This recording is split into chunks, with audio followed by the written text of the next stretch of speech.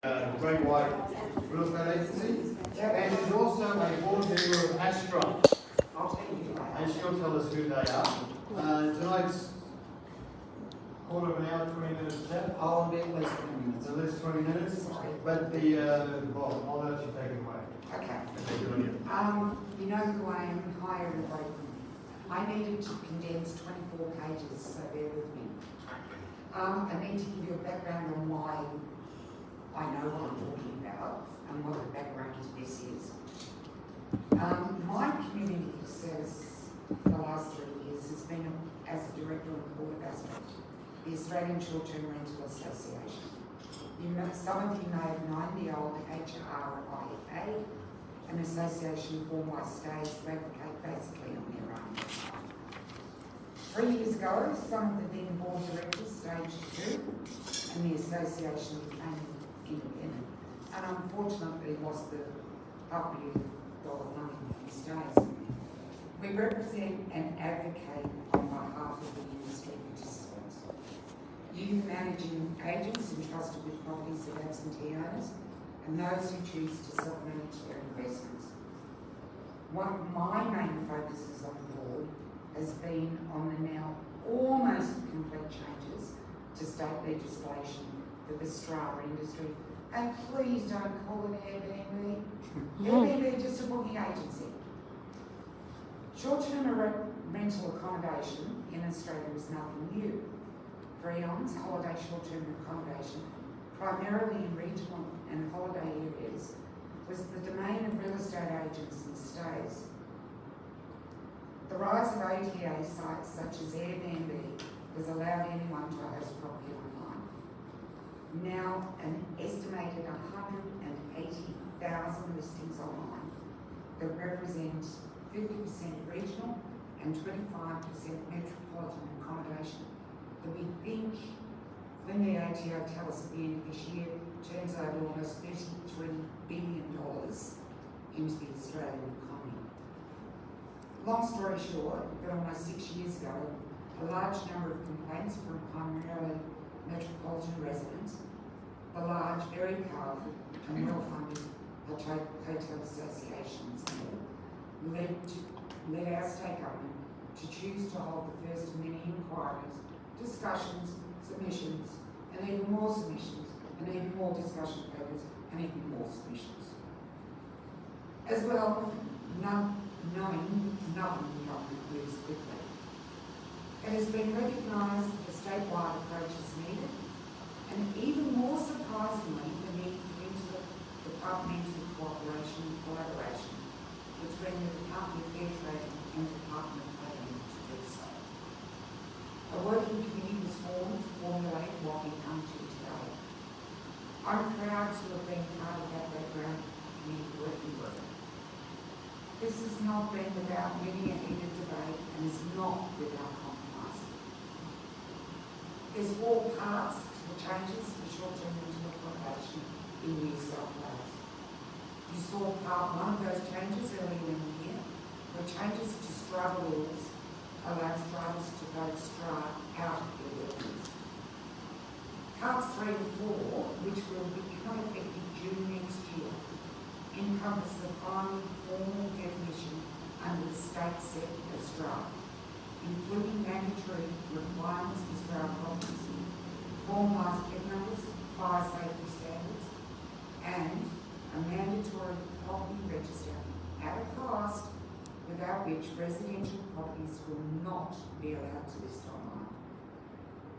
I suspect that I will see you all again, hopefully in April, when it is expected these changes will be released prior to implementation. And if you think the code's bad, wait for those. Okay, on to the code. This code of conduct has been enshrined in changes to the Fair Trading Act legislation and legally becomes binding effective December 18. There are monetary penalties for failing to act in accordance with the code, and severe breaches can result in hosts and guests being struck off and no longer allowed to participate, and I'll cover it later. Whilst 24 pages long, I promise not to completely bore you with it all, and I hope I can give you the most This code is mandatory for all STRA participants. I will not go through the definitions, those you can read for yourselves. But it is noteworthy that a host means a person who, pursuant to a short-term rental arrangement, gives another person the right to occupy the residential premises to which the arrangement relates. In legalese, the owner of the property, irrespective of who through the arrangement is made. STRA premises are any residential premises subject to a STRA arrangement. When the said changes are introduced, STRA will be a recognised use of a dwelling recognised under the said state environmental planning policy as residential accommodation and will no longer require any council approval to do so. The code will be administered by a commissioner to be appointed by fair trading. If you remember this one, you've got it in there, folks. All industry participants, hosts, guests, letting agents, facilitators, OTAs, are expected to act in good faith in their dealings. Okay, I'll go through, it's a little bit boring, but I'll go through the definitions of who does what in the code for you. And it's interesting. The booking platforms, we know them as our OTAs, Airbnb, Stays and more. Okay, they must inform any prospective guest about the code and are also obliged under the code and have a copy available on their website.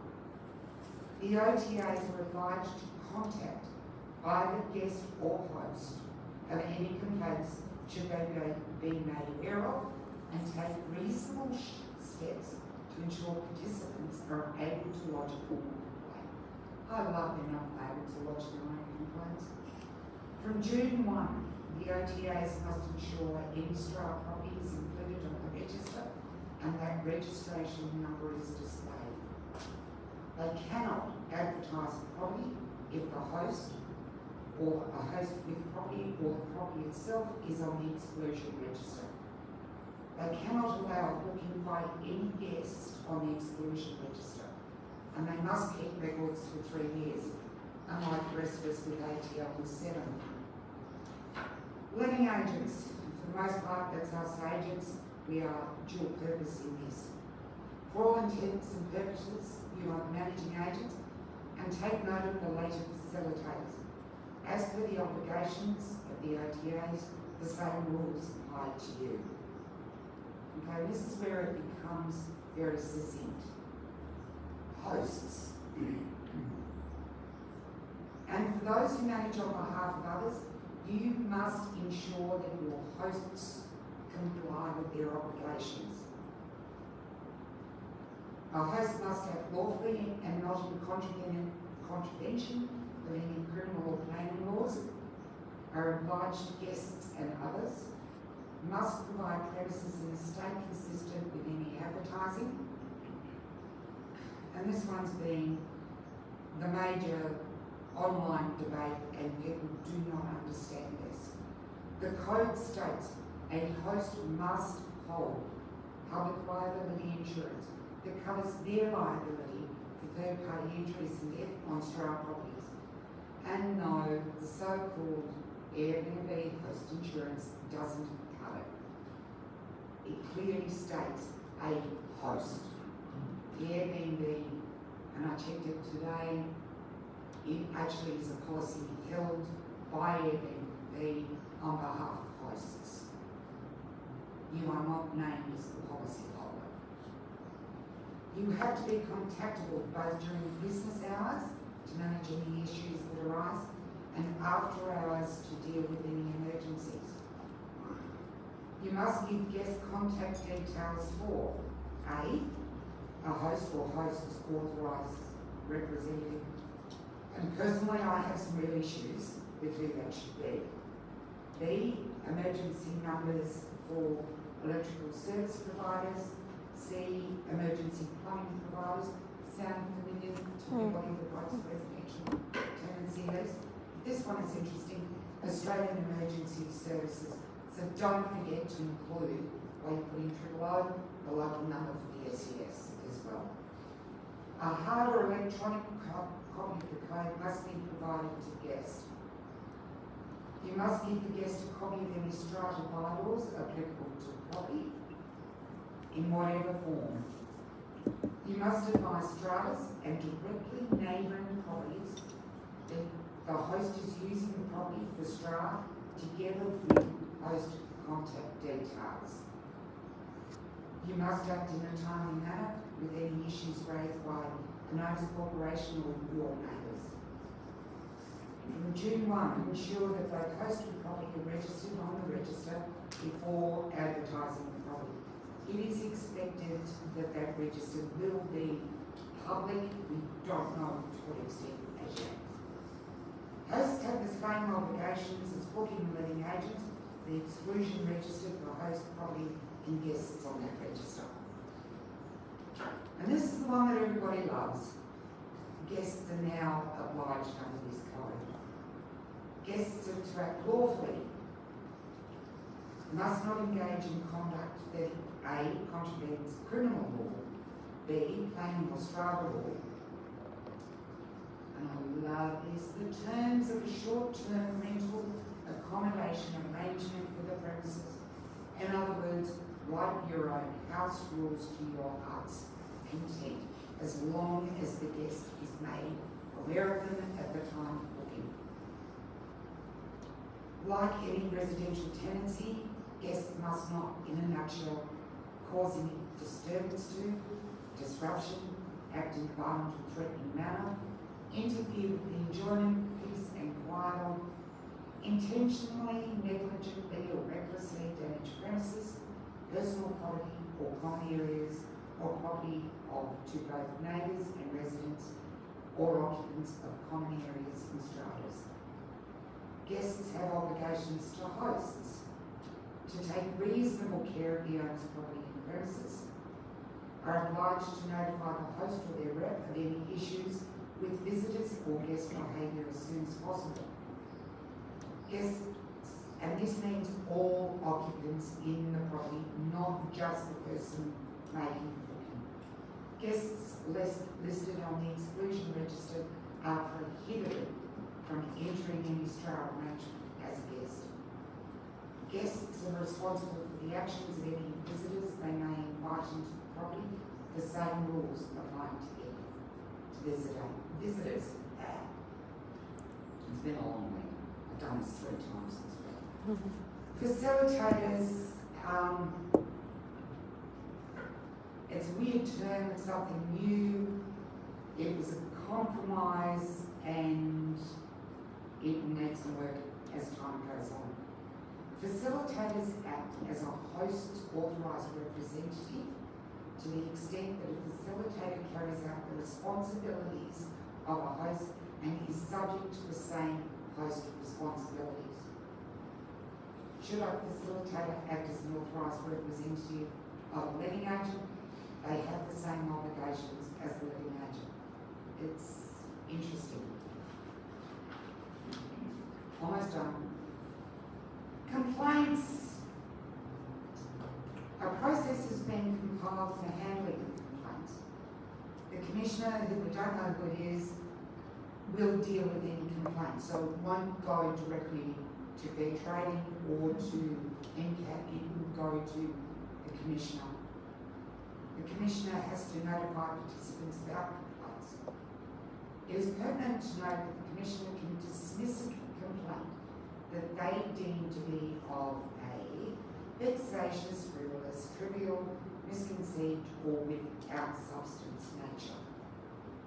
The Commissioner is to, under his rules, A, consider any evidence submitted, allow 14 days for submission of any evidence, may take into account any other representations by any other person or government agencies about the complaint. Interesting.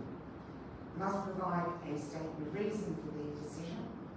May ask that a complaint that they deem to be of a criminal nature be taken to the police to accept the complaint. May ask that a complaint they deem to be of a complaining nature to be taken to local council. Sorry, Sarah. May ask that a complaint they deem to be in relation to strata laws came straight to NCAP. And this is the disciplinary action review. The Commissioner under disciplinary action, A, will issue a warning notice, and they can issue as many of those as they like. Issue a directive. C, record a strike against a host with reference to a specific property or a guest. Record a host in relation to a specific property or a guest be entered onto the exclusion register. May take other disciplinary action they deem appropriate in the circumstances those obliged to provide reasons why.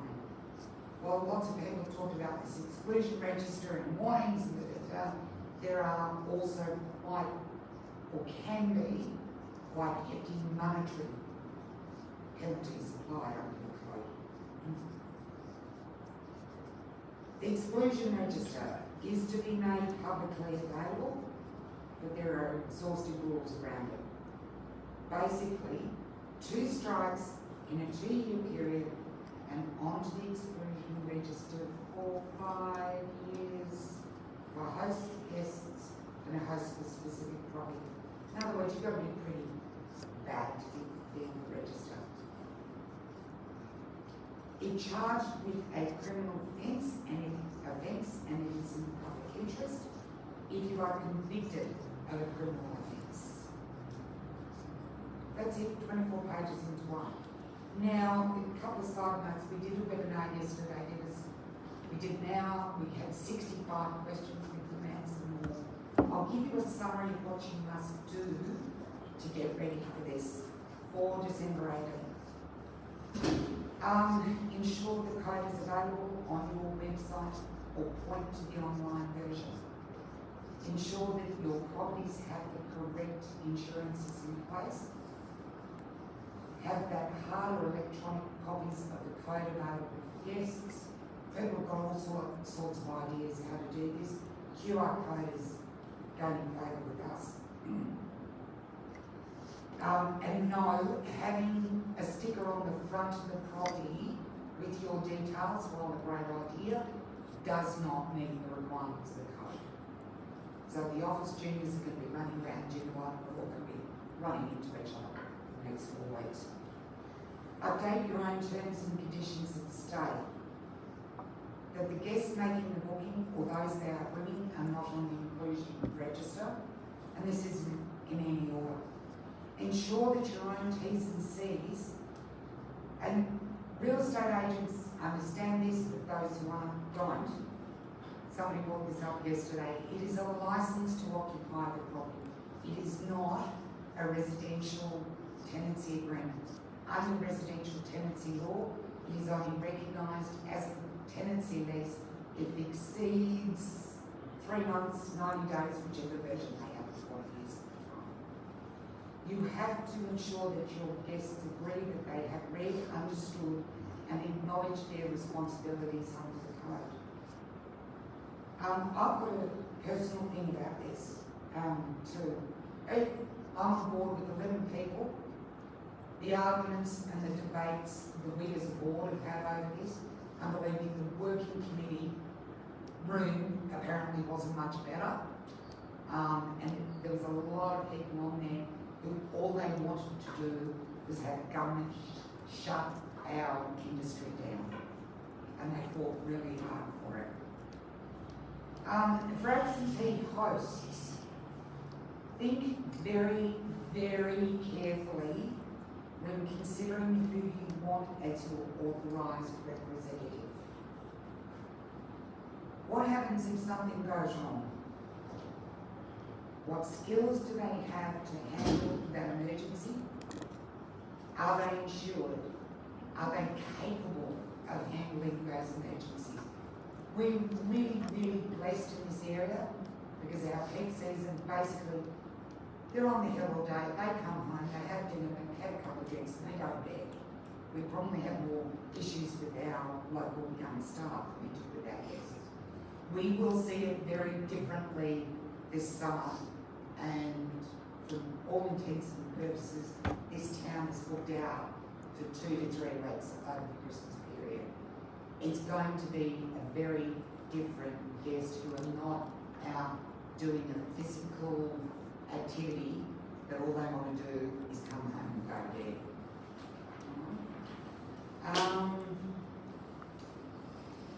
From yesterday, and I did a couple more, and I'm sorry, I've been good, it's only 20 minutes, promised you about the hour. What you need to do as managing agents is that you need to ensure that any action by fair trading against licensed agents, and I'm talking to you specifically at the moment, in your strata management practices. Raise the bar. Examine your current management practices and actively seek ways to improve them. This code is a chance for this industry to be recognised as a legitimate part of the accommodation sector in Australia. I've told you the figures, I've told you the dollars, and believe me, the Hotel Association's loaders.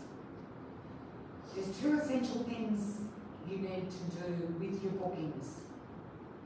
And every agent does this differently, and you've all got your own ideas. You need to qualify your bookings. You need to make sure who it is coming into your property and not just accept that Joe Blogg's pussycat on Airbnb is the person who they say they are.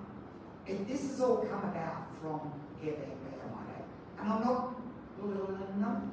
They've done wonders for this strata industry, but they are only a booking agent. Your comprehensive terms and conditions that addresses all code requirements and considers unique property factors may need special strategies to manage. I've done the next two. This is from somebody from Airbnb who works with Airbnb, short-term rental properties in Byron. You think we've got it tough in here? Down in Byron are going mad. It's a great way to get your guests to consider themselves as having a residential experience, and as such to do whatever it takes to be a good neighbour. We need as property managers to strongly identify with this and not in any way encourage or condone the concept of, and I kind of disagree with this one, we are here, they're there to have a good time, where it refers to behaviour but not in parties. I'm hearing horror stories from all my colleagues everywhere else. We need to be mindful of bias when dealing with neighbours who bring concerns to them. Everybody's got different issues. I've been working with people up and down the coast over the winter. I've probably spent way too much time working on this to the detriment of my own business.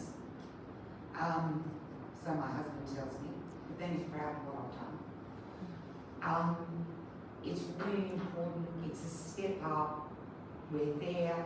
We're almost there. Code of conduct, set changes. Hopefully we'll see in April. Okay. Over to you guys. What do you want to know? Has anybody read it yet? No. Okay.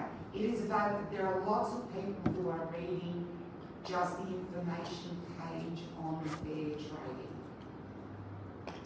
Like all of these generic government websites, they're great with their general information. You need to go to the code of conduct and read it. Like I said, 24 pages into basically 10 minutes, so it wasn't easy. Anything? Anybody? I've got a question for you, Jane. When you talk about the horror stories, we've probably all heard them, whether it be here or elsewhere.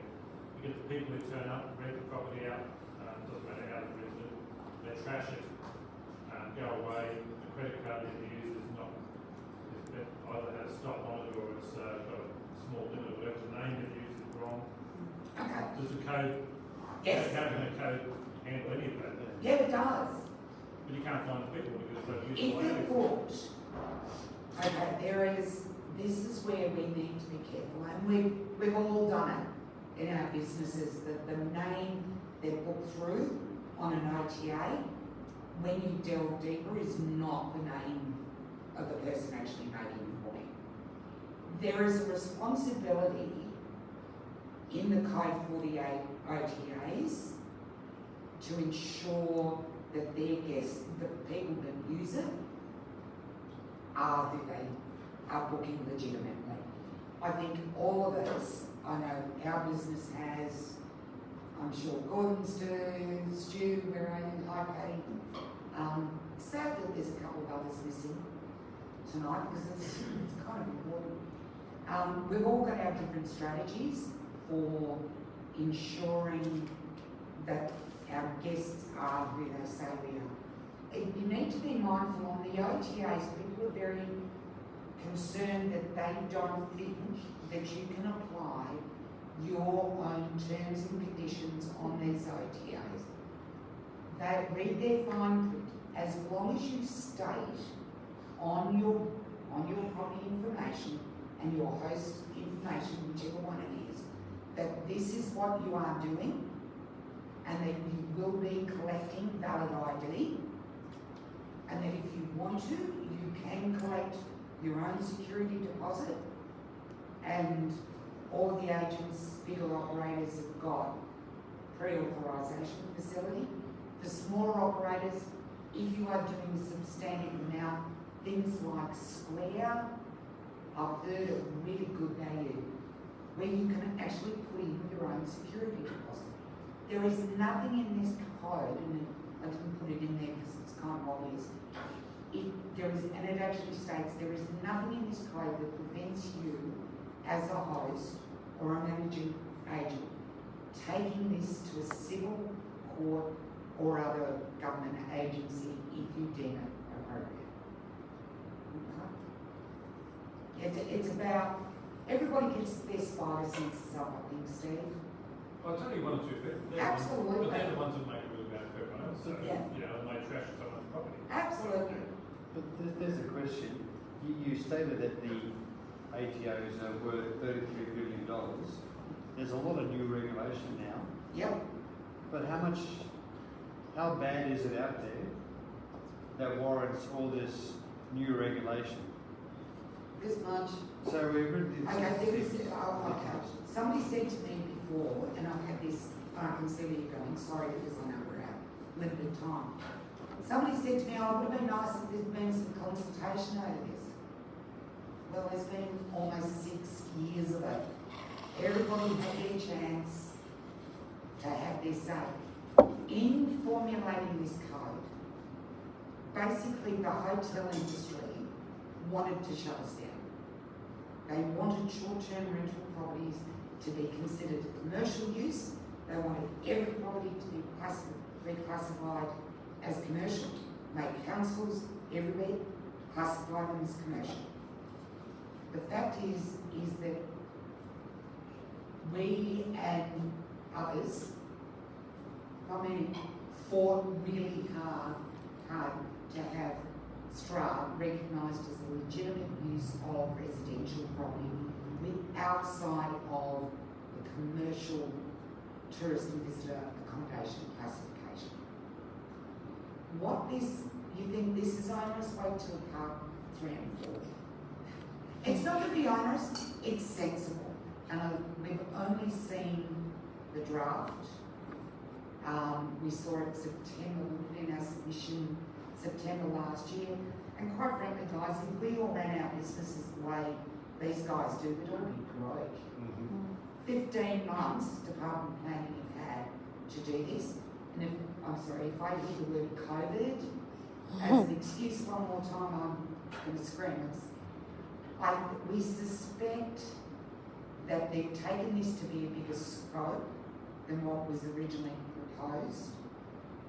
There will be a registration fee to do so. And we as a board, as an association, recommended that it be substantive enough that there is enough funds to allow councils, who are going to be the fallback guys for this, Because everybody's going to go and complain to council, or the commissioner is going to refer it to council, that there would be enough funds for councils to have somebody to work with this. It's something to note that 12 months we have been promised, after 12 months there will be a review. Now probably that review will take another 12 months while I listen to everybody's submissions yet again. But until we see those final step changes, it talked about fire safety at one stage.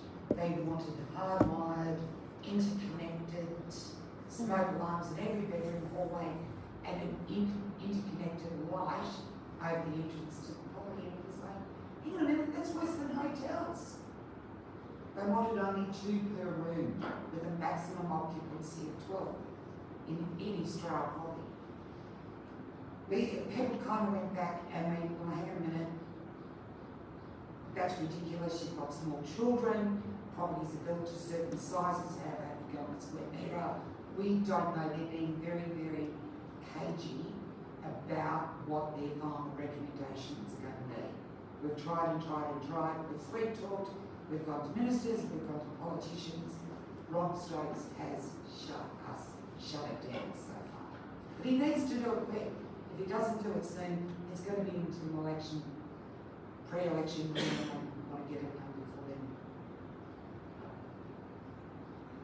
Just a question, what's the difference between the strata responsibilities then to the responsibilities of the individual owners? Because this seems to be all Sorry? about, the difference is the responsibility of the strata compared to, it's all about individual owners. Okay. It will be, there is no responsibility for a strata under this.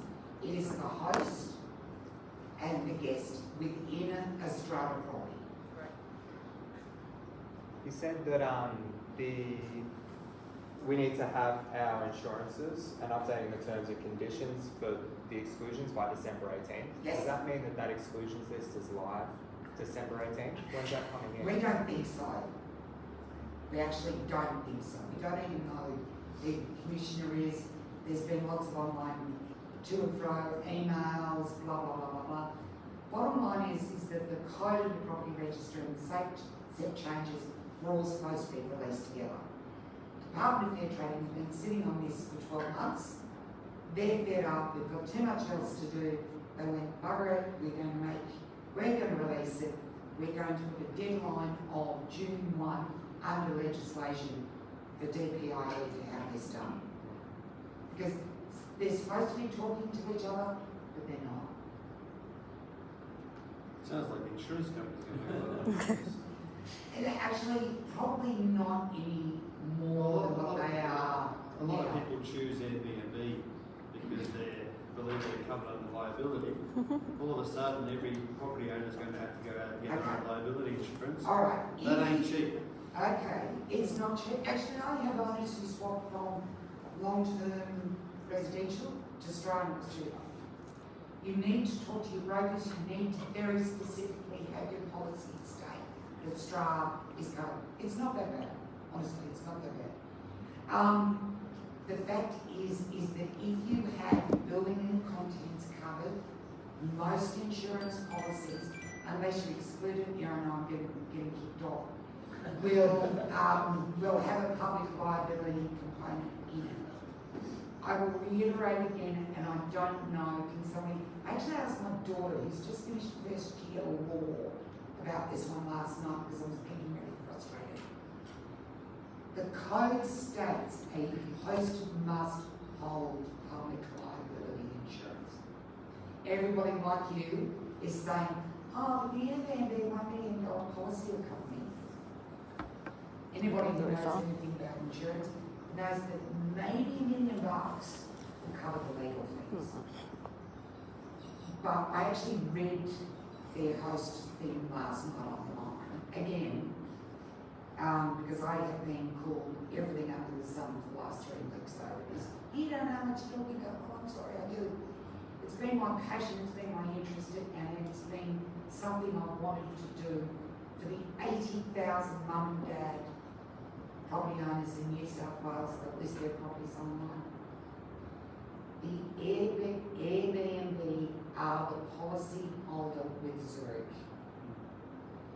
Their policy states that it may protect a host with a public liability issue. It does not state that the host is the holder of the public liability policy. Does that make sense?